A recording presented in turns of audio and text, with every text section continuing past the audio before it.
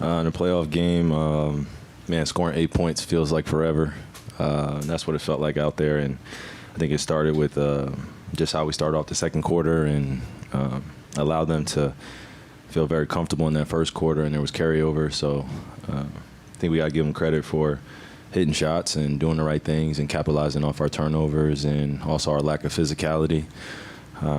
So it was a combination of a lot of those things where we allowed them to feel comfortable on the offensive end, and then defensively made it easier just in terms of our spacing. So give them credit. How do you slow down Zubac going into game two? He had a double-double at the halftime today.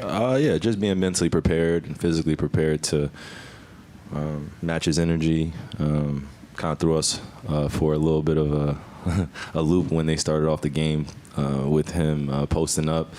So just got to make adjustments and keep him off the offensive glass and just make it tough for him on those pick and rolls and, again, just match his energy. Mike Curtis with Dallas Morning News.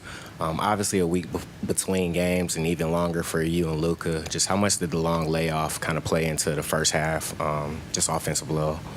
Yeah, we knew we were going to have to knock off some rust. You know, and us as a team, we have guys that have missed, 3 weeks, 2 weeks. Timmy not being here for the past few days of preparation. I'm not saying those things as an excuse. It's just internally those things matter for the importance of what we're getting ready for. And, after the first half, we came into the locker room as a team and we talked about the things that we felt like we weren't doing and the things that we need to continue doing at a very high level. But it really centered around the foundational point of talking about physicality and this being the playoffs. A lot of guys aren't used to being here. A few young guys aren't used to being here, so they don't know what they can get away with and what the refs are going to call. So I think this was a great first test for us, and we obviously failed, and we came out with a loss. But I think there are some things we can take into game two as strengths that we can continue to push forward and utilize. And just not overthink it. Again, I talked about this a few weeks back. Just it's a series, not a time to lose confidence. We know our guys. Some of my teammates are going to shoot better going into game two, and we just want to continue to feed them confidence and see where we can control, and then stop them on the offensive end. Tim Cato, The Athletic. I was going to ask about the improved second half. You obviously just covered the physicality and what you guys did at halftime. How much of it was adjustments and just kind of tweaks to some of the things that you guys brought into the first half? And how does that change a series for, game one for some adjustments already to be thrown out there? Ask that one more time, bro. You asked a lot. So if you could just simplify the question for me. I know we got our guy over here, NBA PR. Just don't feel the pressure, man. Just ask your question. Come on, man. How much was the improved play based off some adjustments you guys made? Oh, okay, I appreciate that. And then how much was, how much does that change the rest of the series? Because we all know series, there's adjustments happening all the time. Yeah. I think there was a settling in process, a grounding process, and I think that's what I was referring to into the last question. Just a few of our young guys, including myself, just settling into our game plan, trusting it. They don't have Kawhi right now, so that was a bit of an adjustment for us when they came out the gates. And, they were playing, I would say James and Paul just playing very free, very loose. Knew they were going to get a lot of attempts up tonight. So when you have that when you're going against that type of kind of loose play and that confidence that they exude, you got to really just settle into what the overall game plan is and execute that. And I don't think that we came out very flat or without energy. I just think that our mind was all over the place. It's our first playoff game together. Got to settle in. And once we did that in the second half, then I felt like we put some stops together. We got some great offensive possessions, and our confidence started to get a little higher, and you can see that we were starting to look like the Dallas Mavericks we know ourselves to be. So it's a first game of a long series, and excited to see what happens game two. Hey, Kyrie, this is from media from China, Jibo. So we want to know that in the summer, would you have any plans for China trip or any details on that? Yeah, I'm not focused on that right now, but yeah, there's something that I'm thinking about in terms of later in the summer going to China. Tim McMahon, ESPN. You mentioned Kawhi. Obviously, you find out like an hour and 45 before the game he's not playing. What is that adjustment process like, and is there kind of a natural psychological letdown when they don't have, the face of their franchise? I don't know if it's do you mean to say it's like a let down or just a psychological kind of test and stuff like that? Okay. Right. Yeah, no.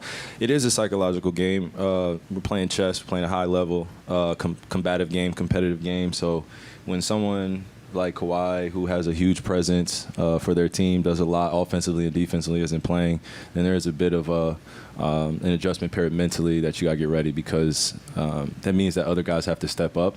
And I think we saw that tonight. Guys were making shots, hitting threes, even though their percentages don't necessarily reflect them shooting a high percentage.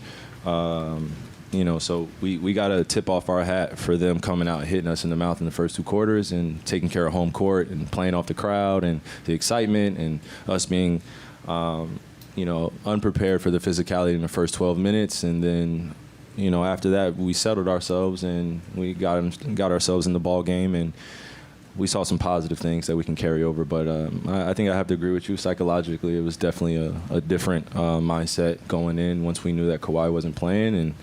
And again, as a mature pro, you just got to be ready to adjust and adapt. That's what this game is about. Hey, Kyrie, what are some of those positives that you can take away from this game?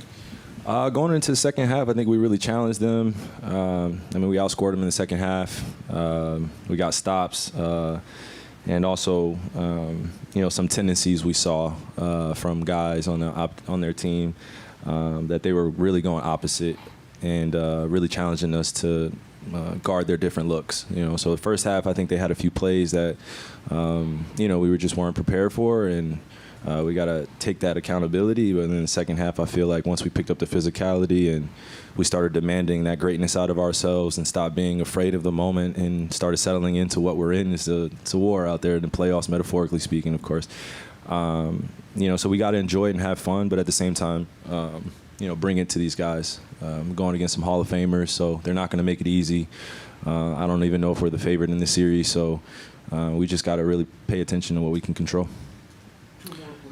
Kyrie, apologize if you were asked throughout the week of practices, but you're going against a guy in T. Lue who you won a championship with, a couple finals appearances with, I guess. Bit of a two-parter, but what is that relationship between you guys like? I know once you win a championship together, it's always going to be special.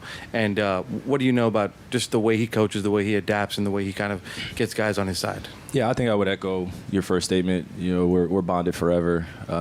We did something that could never, dang near. I don't know if it can be done again. We're one of the only team ever to come back from 3-1, and that took a lot of resilience and a lot of one-on-one communication between myself and him. And also we had Bron and we had other good guys that were selflessly sacrificing in their careers and were ready to win the championship and just throw it all on the line. So I definitely took some positives from what I learned from him, and now added to who I am as a person and as a competitor now. But me going against him as a player, it's a little bit different because I could see that he's giving them little cues, and I'm just trying to catch every little detail so I could carry it on to game 2 and make some adjustment myself. So he's grown as a leader. I've grown as a leader. So it's not the same T. Lue, and I'm not the same Kai, but it's just fun now that we can do it as mature chess players.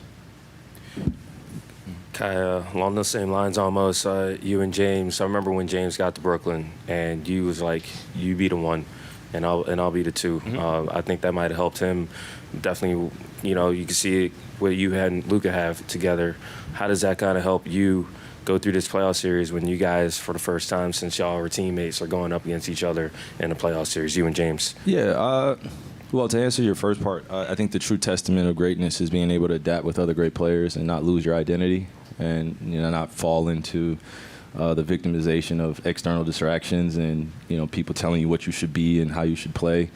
I think me and James didn't get enough reps, so we played a few games together, but we didn't get enough reps. But when you're playing with somebody that's special, it makes the game easier. But playing against him, you can tell that when he comes out with an aggressive mindset, it's a different team, and we just got to be ready for his ISO basketball and his one-on-one capabilities and his ability to make his teammates better. So it's good to be on the other side. Definitely miss him, but at the same time, glad that we get to compete against each other now. Thank you.